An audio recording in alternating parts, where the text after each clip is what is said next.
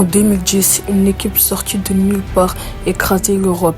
Mais comment l'Inter de José Mourinho a pu dominer autant l'Europe avec une tactique pas très loyale? Nous allons voir ensemble ça dans cette vidéo. Avant de commencer la vidéo, rentrons un peu dans le contexte. Nous sommes à l'été 2008-2009. On vient d'officialiser la signature de José Mourinho à l'Inter de Milan en provenance de Chelsea. Là, il les avait fait remporter un titre et nous allons voir sa première saison à l'Inter de Milan. Pour sa première saison à l'Inter de Milan, José Mourinho va faire gagner la Serie A à l'Inter de Milan devant la Juventus avec 84 points. En Ligue des Champions, c'est un peu moins bien car ils se feront éliminer en huitième de finale par les tenants du titre qui n'est d'autre que Manchester United de Cristiano Ronaldo. Et maintenant, nous allons voir l'effectif de l'Inter en 2010.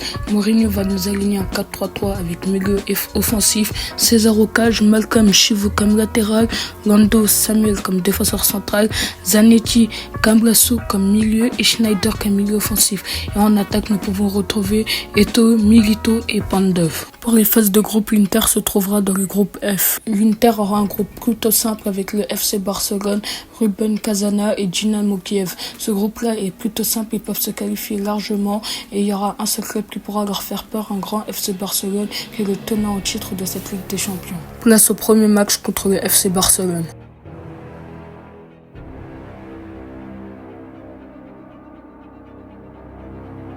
Et dès la 7e minute, Zlatan Ibrahimovic va gratter un face-à-face face à Julio César.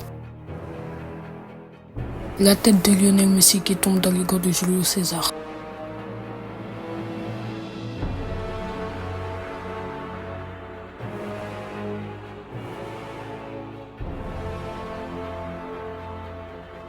Fin du match et ce sera un 0-0 des deux côtés.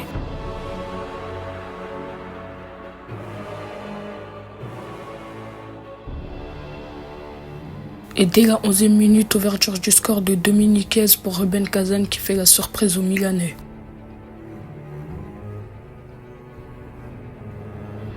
Dejan Stankovic qui égalise pour les Milanais. Fin du match, c'est deuxième match nul pour les Milanais. Cette Ligue des Champions commence très mal.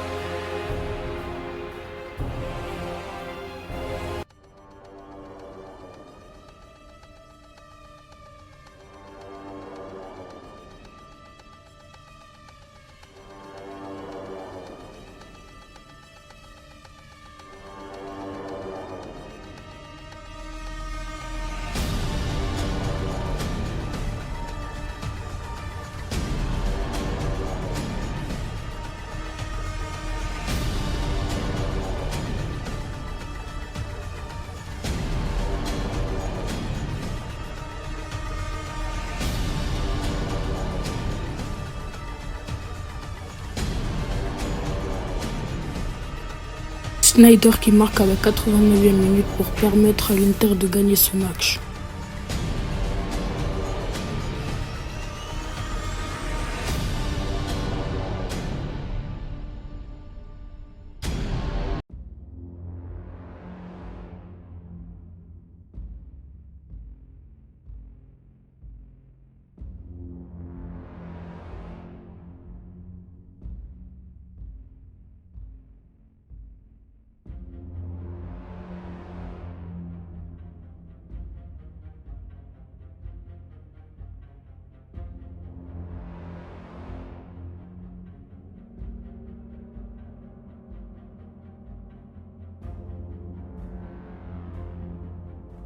Fin du match contre le FC Barcelone, l'Inter se fera humilier 2-0 au Camp Nou.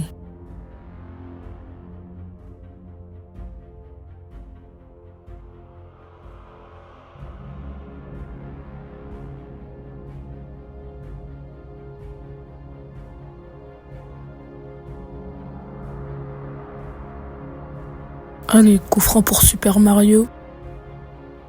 Oh là là, mais quel coup franc de Balotelli!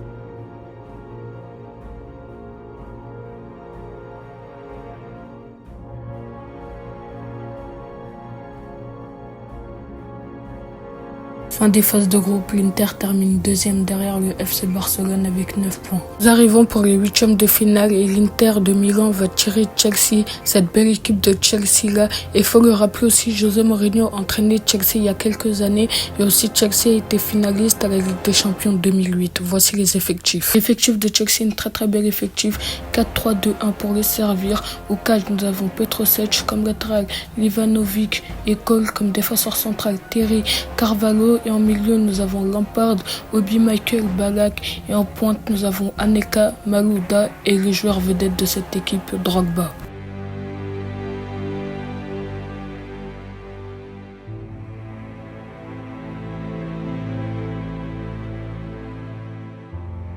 Milito ouvre tôt le score dans ce match et épate Mourinho.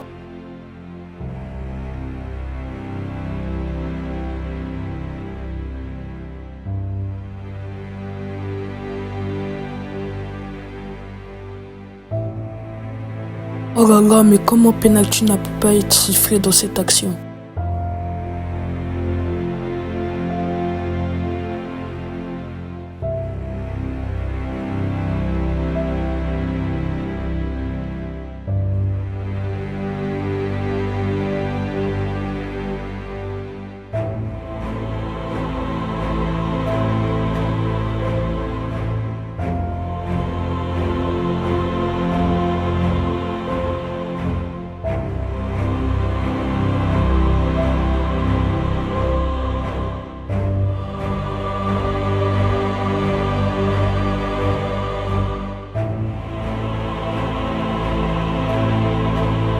Fin du match à San Siro, l'Inter va gagner ce match 2-1 et va prendre de l'avance pour les matchs retour.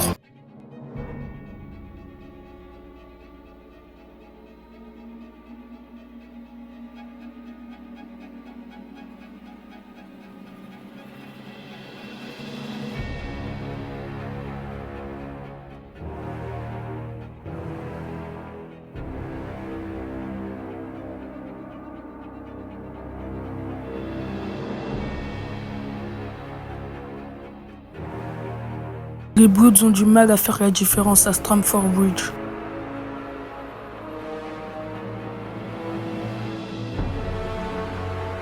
But de l'Inter, Mourinho exulte de joie dans le banc.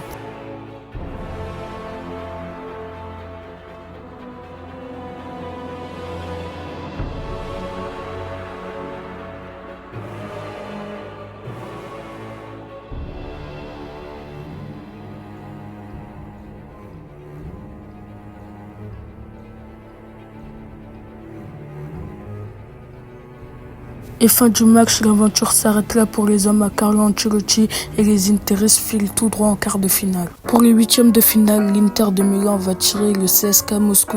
Le CSKA Moscou qui est pas une équipe bien dure à battre, même s'ils font un très bon parcours, on peut le dire, c'est les petits poussés de cette Ligue des Champions 2009-2010. Voici l'effectif du CSKA Moscou. Pour être honnête, je connais aucun joueur de cette équipe, même si je connais quelques-uns qui étaient en forme à cette époque-là, comme l'attaquant de pointe. Donc nous allons pas nous attarder sur cet effectif.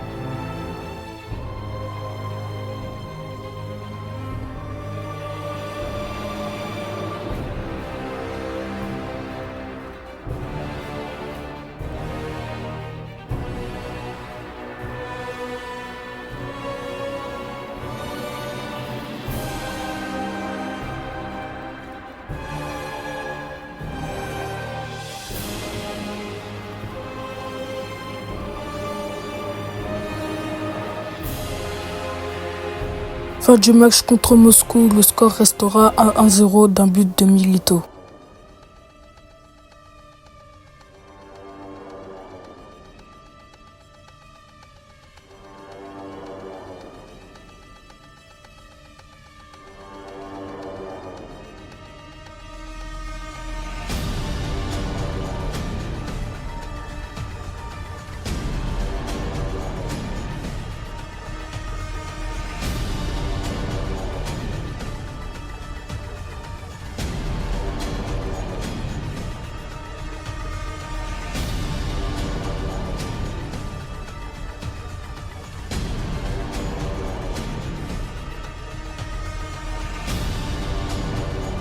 Fin du match, victoire de l'Inter face au CSKA Moscou.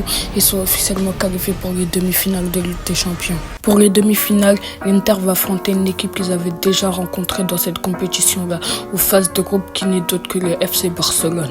Et ça va être très dur car on peut se le dire à cette époque-là, le FC Barcelone est la meilleure équipe européenne. Pour ce match-là, le FC Barcelone va évoluer dans un 4-3-3 avec Valdés au cage, Alves, Puyol, Piqué comme défenseur central, Busquets comme milieu défensif, Xavi, Silva, Iniesta comme milieu. Et en attaque, on peut retrouver Pedro, Villa et le seul unique Messi. Aussi, on peut le dire, Messi était au sommet de son art à cette époque-là et ce sera une vengeance pour Eto'o car Eto'o à cette époque-là était échangé contre Zlatan Ibrahimovic qui est du coup parti au FC Barcelone mais il ne jouera pas le match aller.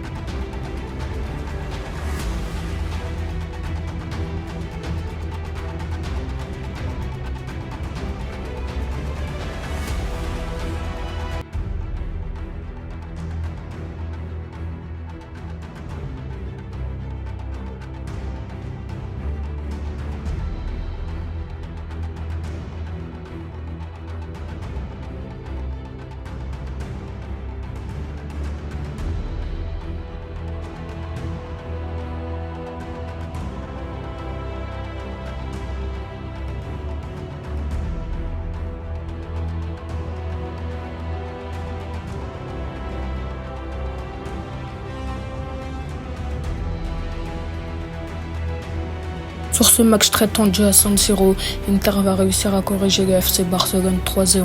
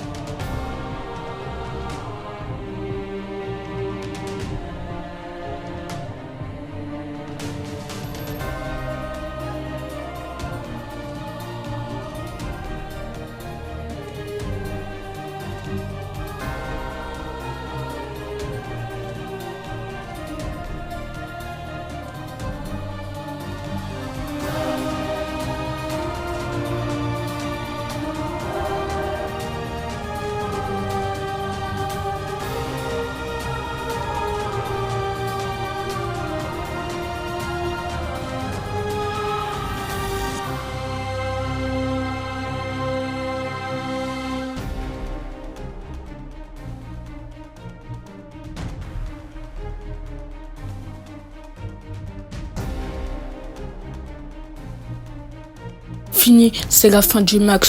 L'Inter l'a enfin fait. L'Inter est officiellement qualifié pour la finale de Ligue des Champions. Même s'il y aura de la difficulté, même si le Barça était pas loin de remonter, c'est officiel. L'Inter a réussi à se qualifier pour la finale de Ligue des Champions. Pour cette finale de LDC, l'Inter va affronter une très très belle équipe du Bayern Munich composée de Schwarzenegger, de Michel, Schever, Kovacic, Lahm, Schweinsteiger, Ballack, Ribéry, Klose, Müller et Robben. Place au blabla et place à la finale.